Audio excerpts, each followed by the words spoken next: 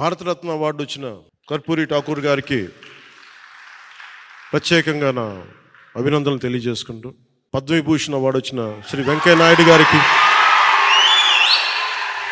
ఉపరాష్ట్రపతి శ్రీ వెంకయ్య నాయుడు గారికి, అలాగే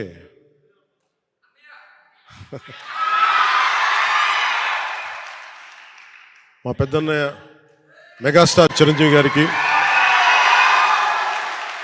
మనస్ఫూర్తిగా నా అభినందనలు తెలియజేసుకుంటూ, వైజయంతిమాల బాలి గారికి, మిగతా అవార్డు గ్రహీతలందరికీ కూడా నా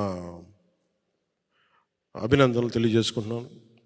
ప్రత్యేకించి పద్మ అవార్డ్స్ గురించి మాటలు చెప్పి ముగిస్తాను. గజం కేవలం 15,500 రూపాయలతో 150 గజాల భూమి కేవలం 23 లక్షలు మాత్రమే. నరేంద్ర మోదీ గారికి మనస్ఫూర్తిగా నా అభినందనలు తెలియజేస్తాను. ఎందుకంటే మారుమూల ప్రతిసారి పద్మ అవార్డ్స్ అనగానే రికమెండ్ చేస్తారు, ఈ వ్యక్తికి ఇవ్వాలి, ఈ వ్యక్తికి ఇవ్వాలి అని. వాటన్నిటినీ పక్కన దోసేసి టాలెంట్ ఎక్కడుంది, ప్రతిభ ఎక్కడుంది, త్యాగం ఎక్కడుంది ఆయన వెతుక్కొని మరి దేశం నలుమూలల నుంచి ఆయన వ్యక్తులను తీసి పద్మ అవార్డ్స్ ఇవ్వటం ప్రధానమంత్రి నరేంద్ర మోదీ గారికి మనస్ఫూర్తిగా హ్యాట్స్ ఆఫ్ తెలియజేస్తాను. ఆయన ప్రధానమంత్రి గారు కాకముందు నుంచి ఆయన ప్రధానమంత్రి అయ్యారు.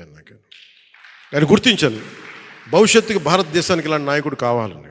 అలాంటి ప్రధానమంత్రి గారికి రిపబ్లిక్ డే దినోత్సవం రోజున అభినందనలు తెలియజేసుకుంటూ, భారతీయ జనతా పార్టీ నాయకులందరికీ, రాష్ట్ర నాయకులందరికీ, తెలంగాణ, ఆంధ్రప్రదేశ్ రాష్ట్ర నాయకులందరికీ, కేంద్ర మంత్రివర్గానికి, భారతీయ జనతా పార్టీ నాయకులందరికీ, పెద్దలు అమిత్ షా గారికి, నరేంద్ర మోదీ గారికి, నడ్డా గారికి, ప్రతి ఒక్కరికి పేరు పేరున అభినందనలు, నా హృదయపూర్వక నమస్కారాలు తెలియజేసుకుంటూ